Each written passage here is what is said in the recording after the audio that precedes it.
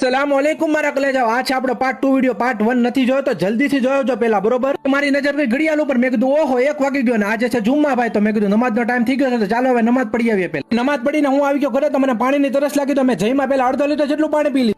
માલુમ હે તેરે બાપ કો મત સિખા ચલ. દોસ્તો હું બપોરના જમીને સૂઈ ગયો હતો, બરોબર ને મારી સવાર પડી 6 ને 8 મિનિટે ને હું આવી ગયો અસરની નમાઝ પડવા માટે, કેમ કે મારે અસરની નમાઝ બાકી હતી પડવાની, તો ઇન્શાલ્લાહ મેં નમાઝ પડી લીધી અલ્લાહના. મારી નજર ગઈ ઘડિયાળ તરફ, મેં કીધું ઓહો એટલું મોડું થઈ ગયું. પછી દોસ્તો એક સલાહ દીધો તમને કે આખા દિવસમાં આવી ગરમીમાં 5 થી 6 લીટર તો પાણી પીવું જ પડે તમારે. હું ને મહેંદીભાઈ આવી ગયા કબ્રસ્તાને. બપોરે હું આવી નતો શક્યો એટલે સાંજે આવી ગયો, બરોબર ને દોસ્તો. કબ્રસ્તાનમાં પેલા આવતા દુઆ જરૂર પડવી તમને. તમામ મુસલમાનોને મારી ખાસ દરખાસ્ત છે, જો તમારા કબ્રસ્તાનમાં પોસ્ટર હોય તો દુઆ પડવાની જરૂર કોશિશ કરે, જેથી કરીને મરહુમીને મરહુમાને ફાયદો પડે. દોસ્તો ગંજે સઈદા કબ્રસ્તાનમાં બહુ સારું એવું ડેવલપમેન્ટ થઈ ગયું છે અને વજુખાનું પણ બની ગયું છે, જેથી કરીને મુસલમાન ભાઈઓને વજુ કરવામાં કાંઈ પણ જાતની તકલીફ